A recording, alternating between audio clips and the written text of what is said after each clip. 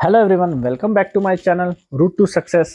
जैसा कि RRB NTPC का नोटिफिकेशन आ चुका है, फॉर्म फिलअप हो रहा है, लास्ट डेट के आसपास अपन पहुंच चुके हैं। तो चलिए उसकी तैयारी शुरू करते हैं। तो जैसा कि मैंने पिछले वीडियो में कहा था कि आरआरबी एनटीपीसी से रिलेटेड काफ़ी सारे वीडियोस मेरे चैनल पे मैं अपलोड करूंगा, तो थोड़ा दिन का डिले हो गया, उसके लिए सॉरी। तो आज आरआरबी एनटीपीसी 2024 का अपन रीजनिंग का एक टॉपिक उठाएंगे, जो कि है कैलेंडर, तो जिससे एक या दो क्वेश्चन एग्जाम में पूछा जाता है। तो चलिए बिना देरी के स्टार्ट करते हैं। पहले थोड़ा सा थ्योरी देख लेते हैं, कुछ फॉर्मूला देख लेते हैं, उसके बाद हम इसके 5-6 इंपॉर्टेंट पैटर्न के क्वेश्चन सॉल्व करेंगे, जिससे रिलेटेड एग्जाम में पूछा जाता है। तो सबसे पहले ये तो आप लोगों को पता ही है कि सामान्य वर्ष, यानी कि सामान्य वर्ष में कितने दिन होते हैं? 365 दिन होते हैं, यानी कि हमारे पास नॉर्मल ईयर में 365 डेज होते हैं। इसके बाद एक होता है लीप ईयर। लीप ईयर यानी कि अधिवर्ष। इसमें क्या होता है, किसी वर्ष के, और पता कैसे चलता है कि कोई सा साल लीप ईयर है या अधि वर्ष है? किसी भी जो साल है उसके जो अंतिम 2 अंक होते हैं उसको 4 से विभाजित अगर वो होते हैं, इसका मतलब वो अधिवर्ष है। If the last 2 digits of a year are divisible by 4, then they are called leap year. जैसा कि अभी चल रहा है हमारा 2024, तो 2024 में अंतिम 2 अंक क्या है? लास्ट 2 डिजिट्स क्या है? 24।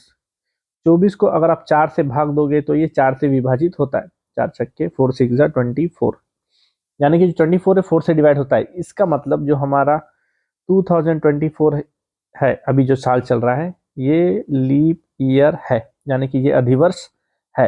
अगला साल जैसे 2025 आएगा तो 25 लीप ईयर नहीं रहेगा, 26 लीप ईयर नहीं होगा, 27 लीप ईयर नहीं होगा। फिर उसके बाद 4 साल बाद आएगा 2028। 28 में भी देखिए अंतिम के 2 अंक क्या है? 28। 28 जो कि 4 से विभाजित हो जाते हैं, यानी कि 28 इज डिविजिबल बाई 4। 4 7 जा 28, यानी कि 2028 भी क्या होगा? हमारा लीप ईयर होगा। तो कोई भी साल के लास्ट 2 डिजिट्स को 4 से डिवाइड होता है, इसका मतलब वो लीप ईयर है। ठीक है। और हम बात करें कि कितने सालों में कितने लीप ईयर होते हैं।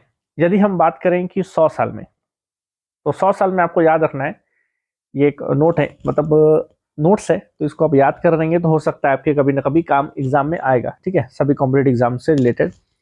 तो 100 साल में टोटल 24 लीप ईयर होते हैं।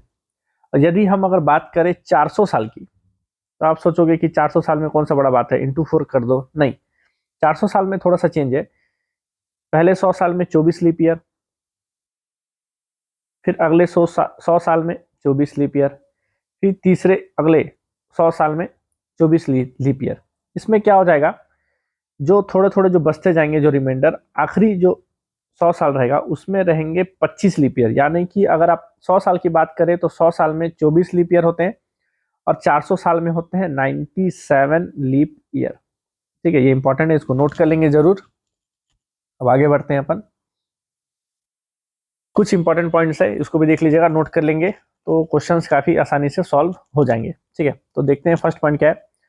सामान्य वर्ष में वर्ष का पहला एवं अंतिम दोनों ही दिन समान होते हैं। In the normal year the first day and the last day of the year are same. जैसे कि अगर हम बात करें साल का पहला दिन यानी कि पहला दिन हम लोग किसको मानते हैं?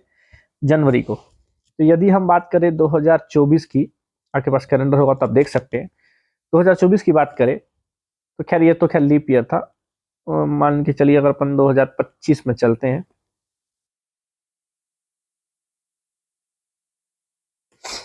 24 तो लीप ईयर था, कुछ और दूसरे साल का देख लेते हैं अपन। हम बात करते हैं 2025 की। अगर 2025 की बात करेंगे तो हमारा पहला दिन क्या होगा?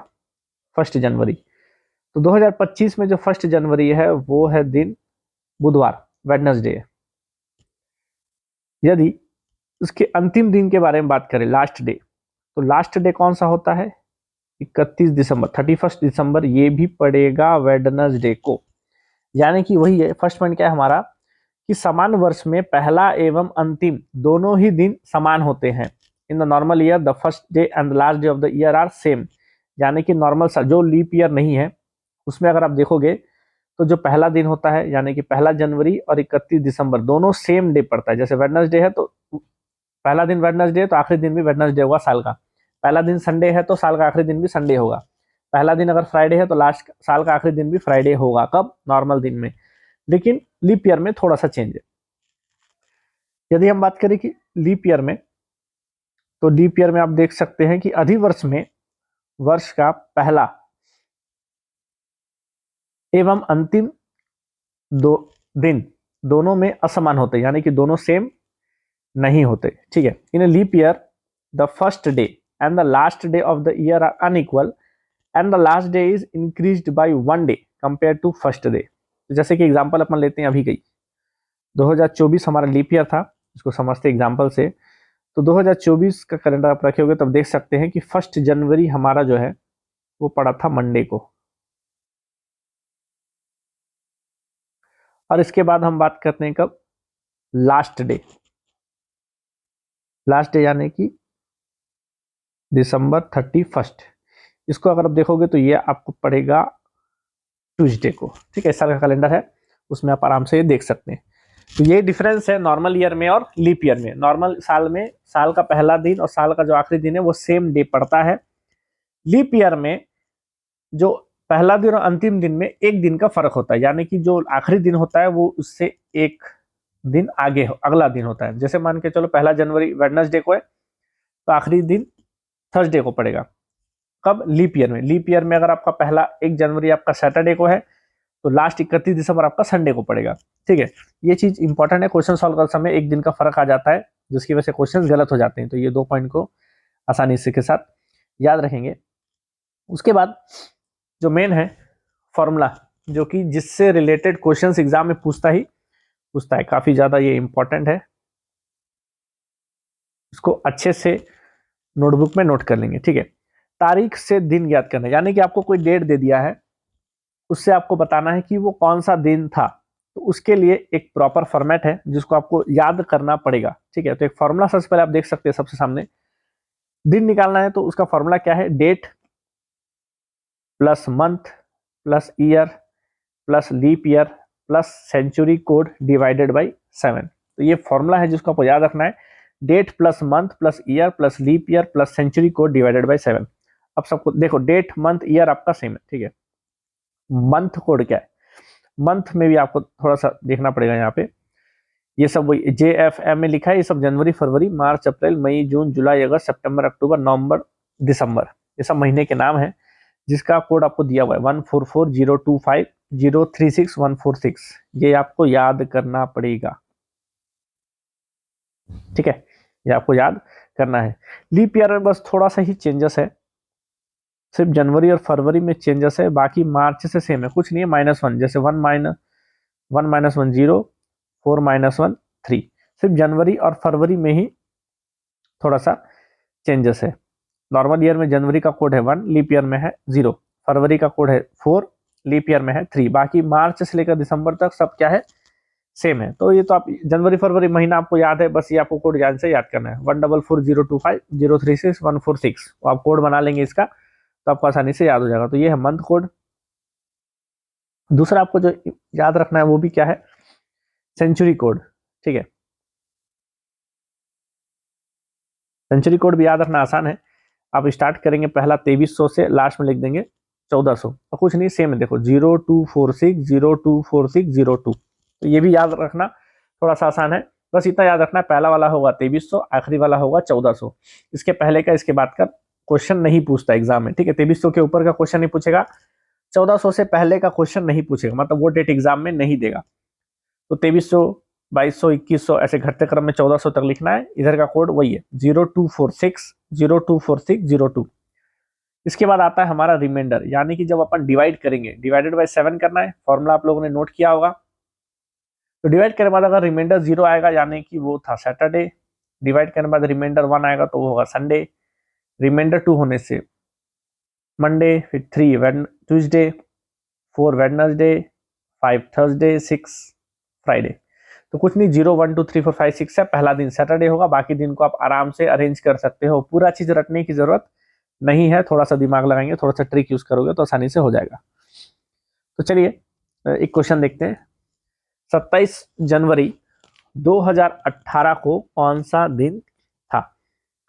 ठीक है, तो सबसे पहले अपना फॉर्मूला में क्या है, हमारा डेट है, तो डेट क्या है यहाँ पे 27, डेट क्या हो गया 27 प्लस दूसरा क्या था,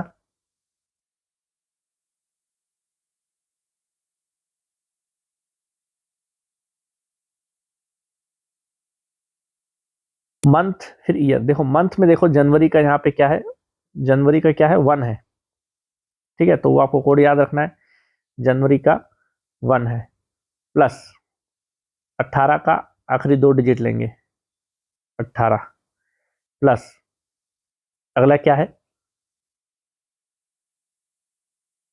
लीप ईयर। लीप ईयर में कुछ नहीं करना है, जैसे ये 18 है, 2018 में लास्ट का 18 है, इसको डिवाइड करोगे आप 4 से, तो 4 4 जा 16, तो यहाँ पे क्वेश्चन कितना आया 4, तो वो यहाँ पे आएगा 4 प्लस 2018, 2018 का सेंचुरी कोड 2018 यहाँ पे आएगा, तो इसका सेंचुरी कोड कितना है 6, तो यहाँ पे भी क्या आ जाएगा इसका कोड 6 डिवाइडेड बाई 7, तो सबको प्लस करोगे तो कितना आएगा 56 डिवाइडेड बाई 7।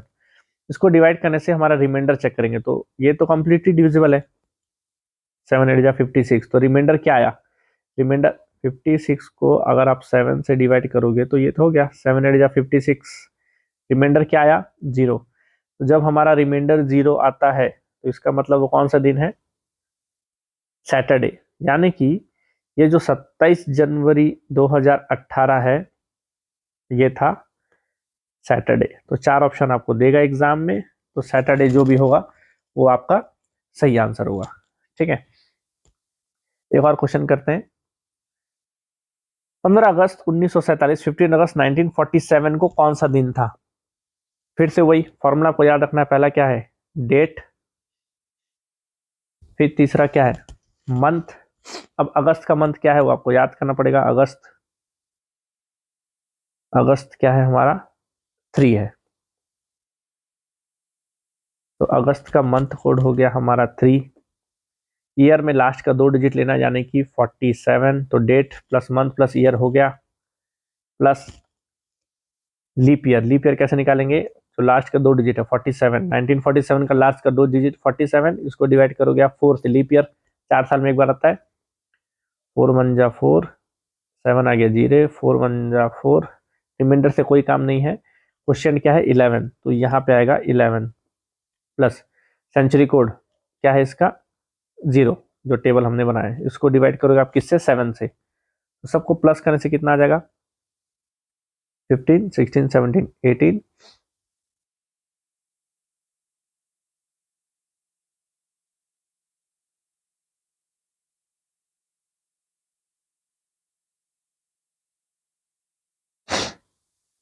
आठ 7 15 16 6 76,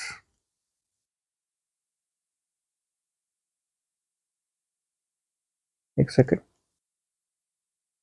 सही सही करते सबको प्लस करने से कितना है 76, 76 को अगर अपन डिवाइड करेंगे 7 से, 76 को अगर आप डिवाइड करोगे 7 से तो 7 1 जा 7 या 6, तो यहाँ पे रिमाइंडर हमारा कितना है, शेषफल कितना है 6 है, तो शेषफल अगर हमारा 6 है तो यहाँ पे आप देख सकते हो यानी कि वो कौन सा दिन है फ्राइडे, तो यानी कि जो 15 अगस्त 1947 है इस दिन कौन सा दिन था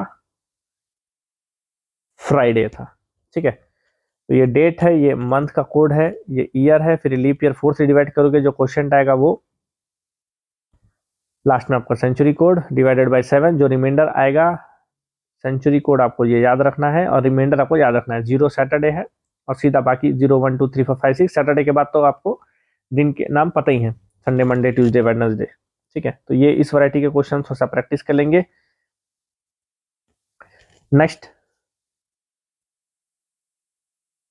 देखते हैं, यदि किसी वर्ष जो कि अधिवर्ष ना हो, ठीक है, क्वेश्चन में क्या बोला है, यदि किसी वर्ष जो कि अधिवर्ष ना हो, यानी कि कोई ऐसा है जो नॉर्मल ईयर है, इसका पहला दिन, साल का पहला दिन अगर रविवार है, संडे है, तो उस वर्ष का अंतिम दिन कौन सा होगा। तो मैंने पहले ही कहा था कि नॉर्मल साल में क्या होगा, जो भी पहला दिन होगा वही आखिरी दिन होगा।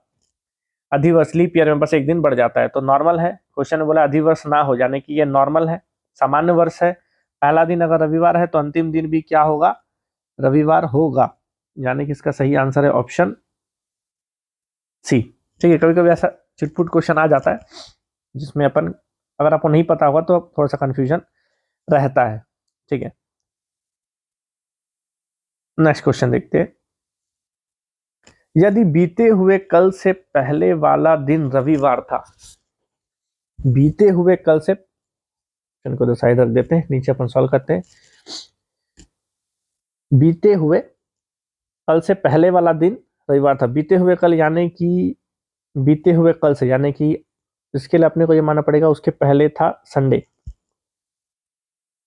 रविवार था बोला ना, संडे, उसके पहले यानी कि मंडे होगा,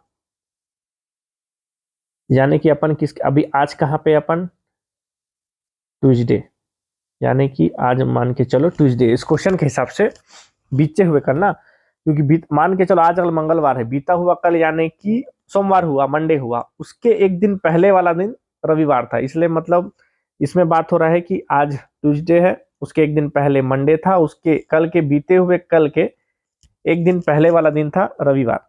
तो इतना हो गया। आगे देखते हैं, आने वाले कल, आने वाला कल यानी कि ट्यूसडे के बाद क्या होता है, वेडनेसडे, बुधवार।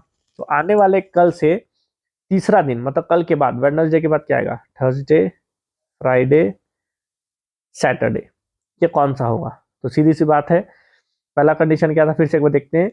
बीते हुए कल से पहले वाला दिन रविवार था, संडे था, यानी कि हम ट्यूसडे में है।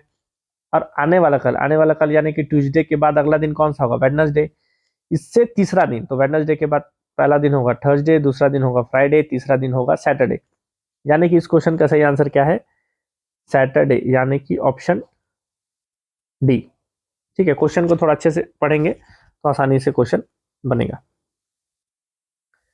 नेक्स्ट देखते हैं, इस क्वेश्चन को थोड़ा सॉल्व करना पड़ेगा। ठीक है, इसको सॉल्व करने का तरीका आप नोट कर लेंगे जरूर, वरना फिर भूल जाएंगे। ठीक है, यदि 1 जनवरी को फ्राइडे है, तो एक अधिवर्ष में, यानी कि लीप ईयर की बात हो रही है, तो मार्च का जो पहला दिन होगा, यानी कि जो 1 मार्च होगा, वो कौन सा दिन होगा। ठीक है, तो सबसे पहले तो क्या कह दिया अपने को कि 1 जनवरी कब है, फ्राइडे को है, क्वेश्चन के हिसाब से। अपने को निकालना पड़ेगा नंबर ऑफ ऑड डेज, यानी कि remainder, number of odd days in January. Number of odd days कैसे निकालते हैं, जनवरी में अपन क्या करेंगे, क्या मान के चलेंगे कि 30 डेज, मतलब हम लोग नॉर्मल महीने को 30 मान के चलते हैं। ठीक है, तो 30 में अगर अपन मान के, जनवरी में से 31 दिन होता है, लेकिन जब अपन क्वेश्चन हम लोग, लेकिन नॉर्मली क्या होता है, कैसे गिनते हैं, एक महीने में 30 दिन होते हैं। ठीक है, कोई भी चीज हो, सैलरी में हो, किराए में हो, या कोई चीज का अपन डिवाइड करना हो 10 दिन में, 15 दिन में, तो अपन 30 को ही हिसाब मानते हैं, चाहे वो कोई सा भी महीना हो। तो number of odd days in January, 30 को 7 से डिवाइड करोगे तो 7 चौक 28, तो शेष फल कितना होगा, 2। तो ये हो गया जनवरी में का 2 डेज। यहाँ पे एक शब्द यूज हुआ है, अधिवर्ष। ठीक है, यहीं पे आपको थोड़ा सा ध्यान देना है, क्योंकि यहाँ बात होगा नंबर ऑफ डेज इन फरवरी, तो number of odd days in February. तो फरवरी के महीने में 28 दिन होता है, लेकिन ये लीप ईयर है, इसलिए क्या यूज हो रहा है, 29। 29 को 7 से डिवाइड करोगे तो 7 चौक 28, इसमें आएगा हमारा रिमाइंडर 1, ये हो गया 1 डे। और हम किसकी बात करें, मार्च का पहला दिन, तो मार्च का, अब अगर अपन मार्च का बात करें तो मार्च के तो अपन पहले ही दिन के बारे में बात कर रहे हैं, तो हो गया, 30 से डिवाइड करने का जरूरत ही नहीं है। तो यानी कि अगर आप इसको प्लस करोगे, 2 + 1 + 1, तो कितना आया, 4। तो 1 जनवरी कब था, फ्राइडे को था, और ये क्या है, 4 दिन बढ़ गया, तो यानी कि फ्राइडे से 4 दिन आप बढ़ा दो, तो फ्राइडे के बाद क्या आएगा, सैटरडे, संडे, मंडे, ट्यूसडे, यानी कि इसका सही आंसर कितना हुआ, यानी कि जो आपका 1 मार्च है वो कब पड़ेगा, ट्यूसडे को पड़ेगा। तो यहाँ पे ऑप्शन है ए, ट्यूसडे, ये इसका सही आंसर है। ठीक है, 1 जनवरी को फ्राइडे था तो 1 मार्च को क्या होगा, ट्यूसडे होगा। ये तरीका है निकालने का, इसको नोट कर लेंगे, इससे मिलता जुलता क्वेश्चन एग्जाम में आसानी हिसाब से बन जाएगा। नेक्स्ट क्वेश्चन देखते हैं। PQRS 4 क्रम अनुसार महीने हैं, यानी कि 4 महीना है जो लाइन से आ रहा है, PQR और S, जिसमें P और S में 30 दिन है, यानी कि P में है 30 दिन, S में है 30 दिन। तो अपन ये बोल सकते हैं कि Q में 31 दिन होगा और R में भी 31 दिन होगा। P और S में है 30 दिन, तो Q और R में होगा 31 दिन। अपने को बताना है कि S कौन सा महीना है, यानी कि ये जो S है ये कौन सा महीना है। तो यहाँ पे गौर करने वाली बात यह है कि Q और R में अगर आप देखोगे तो लगातार 31 दिन है। तो पूरे साल में अगर आप देखोगे तो जुलाई और अगस्त यही 2 ऐसे महीने हैं जिनमें 31 दिन होते हैं जो लगातार आते हैं। बाकी हर दिन तो जैसे जनवरी 31 का है, फिर फरवरी 28, उसके बाद से मार्च 31, अप्रैल 30, फिर मई 31, जून 30, जुलाई 31, अगस्त 31। तो जुलाई और अगस्त में ही 31 डेज होते हैं, यानी कि जो एस है वो कौन सा महीना हुआ, सितंबर। यानी कि इस क्वेश्चन का सही आंसर क्या है, ऑप्शन बी, सितंबर।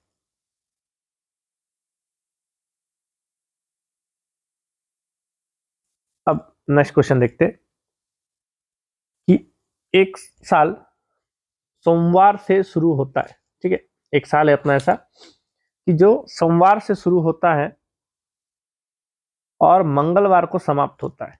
सीधी सी बात है, कोई भी साल हो जो मंडे को शुरू हो रहा है, ट्यूसडे को खत्म हो रहा है, यानी कि एक दिन का फर्क है, यानी कि ये कौन सा साल है, लीप ईयर है, यानी कि ये अधिवर्ष है। तो ये क्वेश्चन एक चीज दिमाग में आपको बैठा लो, ये कौन सा साल है, लीप ईयर, अधिवर्ष है। अब आगे देखते हैं क्वेश्चन में, इस साल में 16 जनवरी से 15 मार्च तक कितने दिन होंगे। तो जनवरी की अगर तो जनवरी, फरवरी और मार्च टोटल अपने पास कितने दिन होंगे ये अपने को बताना है।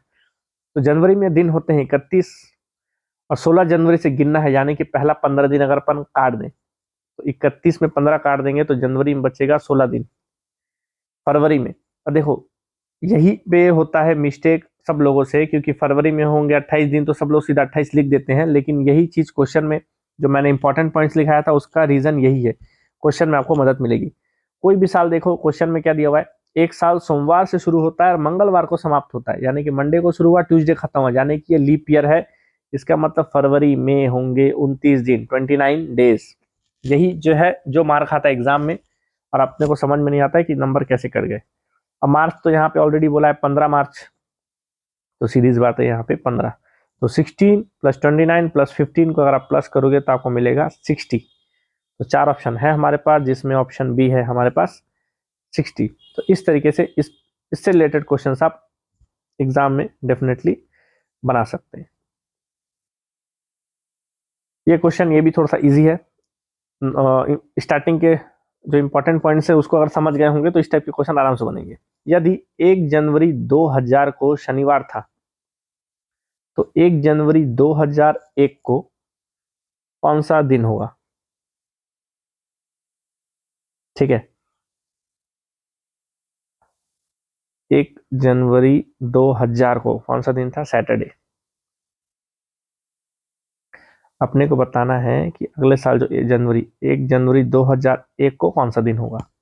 तो सीधी सी बात है, अपने को एक चीज पता, लॉजिक पता है कि पहला दिन और आखिरी दिन वाला लॉजिक हम लोग पढ़ चुके हैं, लेकिन इसमें ध्यान देने वाली बात यह है कि लीप ईयर है कि नहीं है। तो ये क्या है, 2000 है, तो जो 2000 है वो 4 से डिवाइड होता है, 4 से विभाजित होता है, यानी कि ये जो 2000 था वो कौन सा साल था, वो लीप ईयर था। लीप ईयर था इसलिए इस साल का जो 31 दिसंबर 2000 को जो दिन था, ये जो साल कब खत्म होगा, सैटरडे को शुरू हुआ तो संडे को खत्म होगा। ठीक है, ये लीप ईयर था बोल के, साल का पहला दिन शनिवार है तो आखिरी दिन क्या होगा, संडे होगा। तो संडे होगा तो उसके बाद ही 31 दिसंबर के बाद सीधा अगला साल स्टार्ट हो जाएगा 1 जनवरी। तो संडे के बाद अगला दिन कौन सा होगा? मंडे, यानी कि 1 जनवरी 2001 को कौन सा दिन होगा? मंडे। ठीक है, आई होप समझ में आप लोगों को आ गया होगा। तो जितने भी चैनल पे नए हैं जरूर चैनल को सब्सक्राइब कीजिए, लाइक कीजिए, शेयर कीजिए, कमेंट कीजिए और चैनल में बने रहिए, क्योंकि एनटीपीसी से रिलेटेड काफ़ी सारे वीडियोस और भी चैनल में कुछ कुछ दिन में अपलोड हो जाएंगे। तो बने रहिए मेरे चैनल रूट टू सक्सेस के साथ। Thank you so much.